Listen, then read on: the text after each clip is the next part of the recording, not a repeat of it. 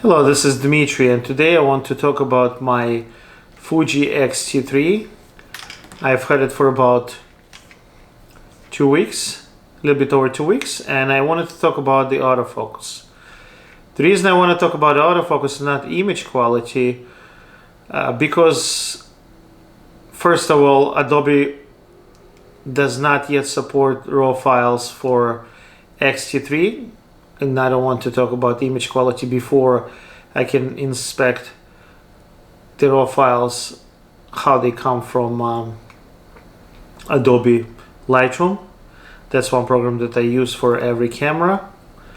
And the reason number two is I expect it to be similar to other APS-C cameras, because in truth, for the last 8-9 years, the image quality for most Sony-based sensor cameras with APS-C sensor is pretty much close or the same. From Nikon D7000, the camera that I had over 8 years ago, which had DxO measured 14 stops of dynamic range, 13.9 I believe, to D500, which is the camera from a couple of years ago, which has 14, or to Sony A6500 that has 13.7. In terms of low light noise, if you believe DxO, 1100, 1200, 1300, 1400, basically it's a third of a stop. So most APS-C cameras basically are in the same boat for the last 8 or 9 years. There's not much advancement when it comes to image quality. So I don't expect any magic from Fuji X-T3. I expected the picture quality to be pretty much the same or close to Fuji X-T2 or X-T1 and all the other ones, based on Sony sensor, all the other APS-C size sensor cameras released in the last 8-9 years. They're pretty much all close. You want a big difference, you need to step up to full frame. Another thing I wanted to point out is that I use different cameras. I use Fuji, I use Nikon, I use Sony, I use Micro Four Thirds. From time to time I use Canon. Right now I don't have any Canon cameras, but that doesn't mean tomorrow I won't buy one. But I'm not attached to any particular brand. I'm not a fanboy of any particular brand. To me, I like all cameras, different brands, and it doesn't really matter to me. So Fuji is just as good as Sony, it's just as good as Nikon. I'm not a fanboy specifically of a particular brand. But today we talk about the X-T3, the first camera in that line of XT cameras that is made in China, well, other than X-T20, but X-T1 was made in Japan, X-T2 was made in Japan, and then Fuji in big prominent letters would put made in Japan. And this is the first camera in that line that is made in China, and it doesn't say made in China anywhere on the body other than you'll have to look under the display to actually see some writings about where this camera is made. So that made in China is hidden, but it is made in China, therefore it's slightly cheaper than the previous cameras in that line. But the autofocus, of course, is what I want to talk about, and the autofocus on this camera is remarkable. It is like X-T2 and drugs. It is so good that I'm gonna say it's as good as Sony A9, and arguably it might be better. I did own Sony A9 for a while when it was first released, and I've shot Sony A9, and I know how the autofocus is on Sony A9. Now, the Sony A9, you have 20 frames per second with electronic shutter with some Sony FE lenses. I say some because the Sony chart tells you that it's only a certain number of Sony FE lenses where you get 20 frames per second. The rest of the Sony FE lenses, such lenses as 55 Zeiss or 70 to 200 FE, f4, all those lenses will only yield 15 frames per second per Sony. Those lenses, there's a list, will not go to 20 frames per second. So you get 15 frames per second with electronic shutter with some lenses, then 20 with other lenses. Now, that's Sony electronic shutter, and mechanical shutter on Sony A9 is 6 frames per second. With Fuji X-T3, you get 20 frames per second with electronic shutter, and I did not read anywhere in any Fuji literature that this number is restricted by any lenses. So it appears Fuji is telling you that any Fuji lens you put on this camera should give you 20 frames per second with electronic shutter. If you saw or read something otherwise, please comment. So you get 20 frames per second with the same 24 megapixel files as your Sony A9. Then you get to go and get 30 frames per second if you crop to 1.25, which is approximately 16 megapixels. 30 frames per second. Full live view, just like on Sony A9, no lag. And with mechanical shutter on Fuji, you get 11 frames per second. So it's about, Sony A9 has 6, Fuji X-T3 has 11 mechanical shutter speed. But this is just statistical numbers. The question is, how does the autofocus performs?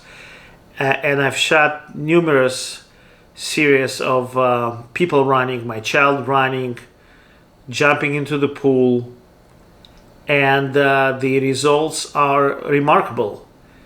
The autofocus is dead on, and not only that, but what is very important and very different from Fuji X-T2 and X-T20, my previous cameras, is that the rolling shutter is just not existent. With X-T2 and X-T20, those cameras had 14 frames per second with electronic shutter, but the rolling shutter was so bad that it was unusable pretty much. With X-T3, Fuji says that they reduced the rolling shutter by 50%, and I believe them. Looks like more than 50%. With respect to sequences that have to do with children, my child, his friends, running and jumping, I see no rolling shutter whatsoever in electronic shutter mode. Now, granted, I did not shoot any helicopter blades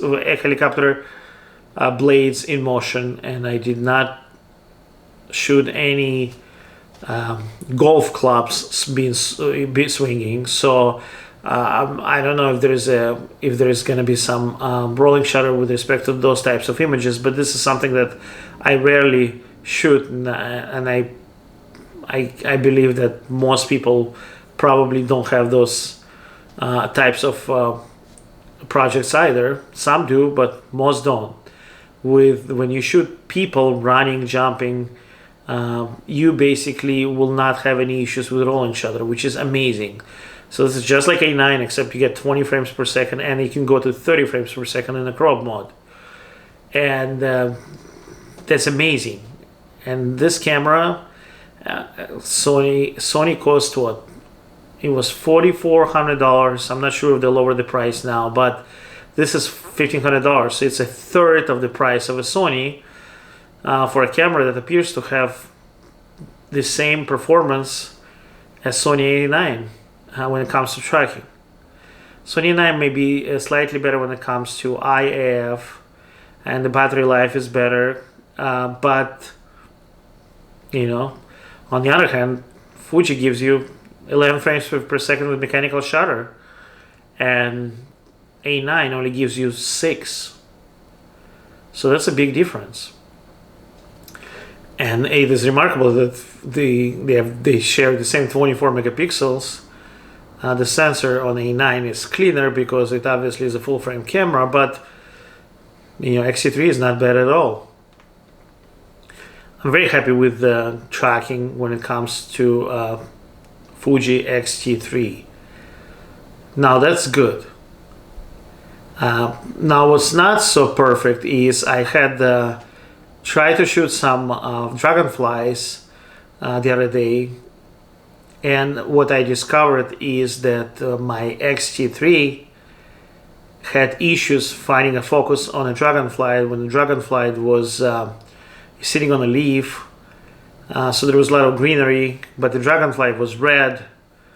I'm not a engineer, and I don't know if the if X-T3 when it focuses if it can analyze colors, or is it contrast and black and white, and the colors are not important, but dragonfly was red and the greenery was green, but the X-T3 could not focus on the dragonfly with my 55-200 lens. And I've tried both continuous and single IF. I tried big square, small square, pinpoint focus. The camera just had a hard time focusing on the dragonfly, which was lit by the sun. So I had to go to manual focus and guide it to the to the plane.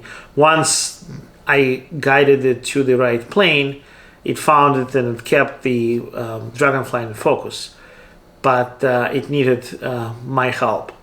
Now, granted, I did not have any other cameras with me at the time I was shooting dragonflies, and I don't know if my Sony A9 or my Nikon D500 would have had the same issues. I can't tell you because I could not compare, but I did experience that issue with my X-T3. But other than that, the autofocus has been pretty reliable. The IF has been pretty reliable.